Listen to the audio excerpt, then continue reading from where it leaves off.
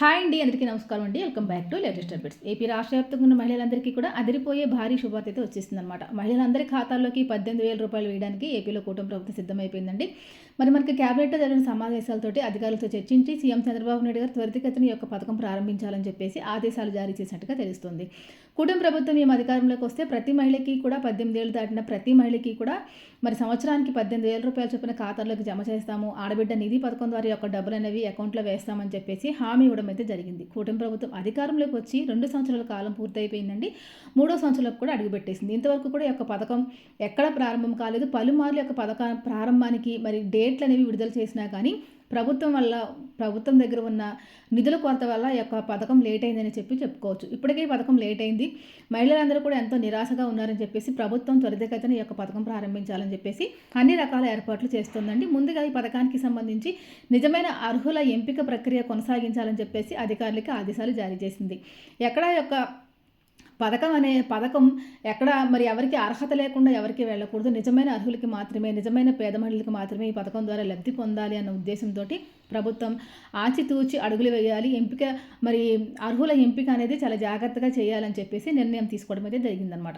ఆంధ్రప్రదేశ్ ప్రభుత్వం ఆడబిడ్డ నిధి పథకం ద్వారా 18 ఏళ్ళు దాటి 59 ఏళ్ల మధ్య వయసున్న మహిళలకు నెల నెలా కూడా 1,500 రూపాయల ఆర్థిక సహాయం అందిస్తుందండి. ఈ ఆర్థిక సహాయాన్ని నెల నెలా కాకుండా ఒకేసారి అకౌంట్లో వేయాలి అని చెప్పేసి నిర్ణయం తీసుకుంది. అంటే సంవత్సరానికి 18,000 రూపాయలు వారి బ్యాంక్ ఖాతాలో జమ చేయడం జరుగుతుందన్నమాట. ఈ పథకం కోసం ప్రభుత్వం ఈ ఏడాది బడ్జెట్లో 3,341 కోట్ల రూపాయలని అధికారికంగా కేటాయించిందనమాట.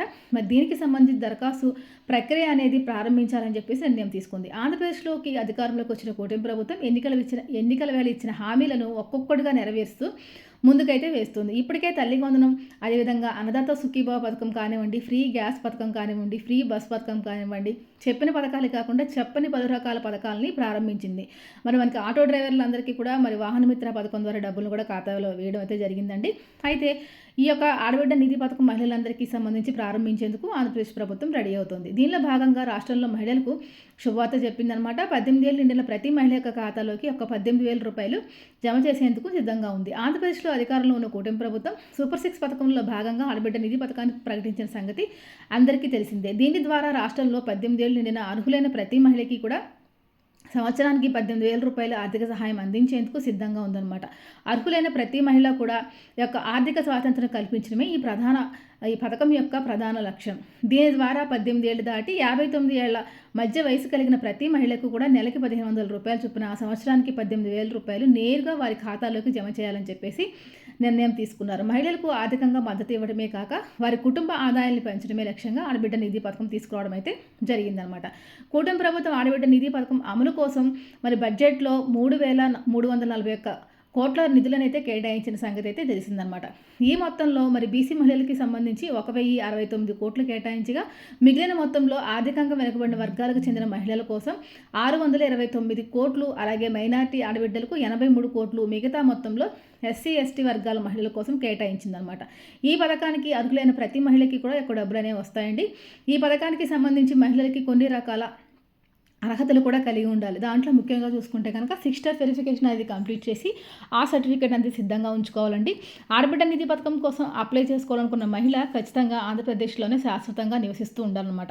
దీంతో పాటుగా హౌస్ హోల్డింగ్ మ్యాపింగ్లో నమోదు ఉండాలి, జియో ట్యాగింగ్ అనేది చేయించుకుని ఉండాలన్నమాట.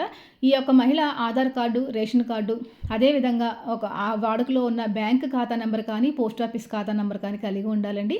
ఆధార్ నెంబర్కి కేవైసీ కంప్లీట్ చేయాలి, రేషన్ కార్డుకి కేవైసీ కంప్లీట్ చేయాలి. ఇప్పుడు రాష్ట్ర వ్యాప్తంగా కూడా కొత్త స్మార్ట్ రేషన్ కార్డులు పంపిణీ చేసింది ఏపీలో కూటమి ప్రభుత్వం. అయితే ఈ స్మార్ట్ రేషన్ కార్డుల వల్ల ఆ కార్డులో ఎంతమంది కుటుంబ సభ్యులు ఉంటే అంతమంది కుటుంబ సభ్యులు కూడా వేలిముద్రల ఆధారంగా లేకపోతే ఫేస్ అథెంటికేషన్ ద్వారా ఈ యొక్క కేవైసీ అనేది కంప్లీట్ చేయాల్సి ఉంటుందన్నమాట. అదేవిధంగా మీ బ్యాంక్ ఖాతాకి ఎన్పిసిఐ మ్యాపింగ్ అనేది చేయించుకోవాలండి. దాంతోపాటు బ్యాంక్ ఖాతాకి ఆధారు, అదేవిధంగా ఫోన్ నెంబర్ కూడా లింకింగ్ చేసుకుని సిద్ధంగా ఉంచుకోవాలన్నమాట. ఈ విధంగా చేయడం వల్ల మీకు ఎలాంటి ఇబ్బంది లేకుండా గవర్నమెంట్ వారి డబ్బులు అకౌంట్లో వేయంగానే మీకు రావడం అయితే జరుగుతాయి. గవర్నమెంట్ పారదర్శకత పాటించి మరి డీబీటీ విధానం ద్వారా ఖాతాలకు డబ్బులు జమ చేయాలని చెప్పేసి నిర్ణయం తీసుకుంది. ఇప్పటికే అర్హుల ఎంపిక అనేది కొనసాగుతుందండి. ప్రతి గ్రామ సచివాలయాల్లో మన డేటా అనేది వాళ్ళ దగ్గర ఉంటుంది. వాళ్ళ దగ్గర ఉన్న డేటా ప్రకారం అర్హుల ఎంపిక చేయడం అయితే జరుగుతుందన్నమాట.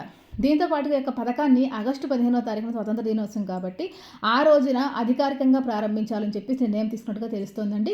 ఇప్పుడు మనకి ఇంకా 15 రోజులు, ఒక 20 రోజులు టైం ఉందన్నమాట. మరి ఈ లోపుగానే మీరు ఈ అప్డేట్స్ అన్ని చేసుకొని సిద్ధంగా ఉంటే కనుక ఖచ్చితంగా మీకు యొక్క ఆడబిడ్డ నిధి పథకానికి సంబంధించిన డబ్బులు ఎలాంటి ఇబ్బంది లేకుండా ఖాతాలో అయితే వస్తాయి. ఎవరికి ఏ విధంగా అయితే తల్లి వందనం పథకానికి సంబంధించిన డబ్బులు ఖాతాలు జమ చేసిందో కూటమి ప్రభుత్వం, మరి అన్నదాత సుఖీభావ డబ్బులు ఎలా జమ చేశారో అదేవిధంగా ఈ యొక్క ఆడబిడ్డ నిధి పథకానికి సంబంధించిన డబ్బులు కూడా ఖాతాలో జమ అవుతాయండి. మహిళలు ఎక్కడా కంగారు పడాల్సిన అవసరం, ఆందోళన చెందాల్సిన అవసరం లేదని చెప్పి ఇప్పటికే అధికారులు స్పష్టం చేయడం అయితే జరిగిందనమాట. ఆడబిడ్డ నిధి పథకానికి సంబంధించిన తాజా సమాచారం ఇదండి. ఏదన్నా మీకు డౌట్స్ ఉంటే కనుక వెంటనే నా కామెంట్ సెక్షన్లో అడగండి. మరో కొంచెం మళ్ళీ కలుసుకుందాం. అందరికీ సెలవు, నమస్తే.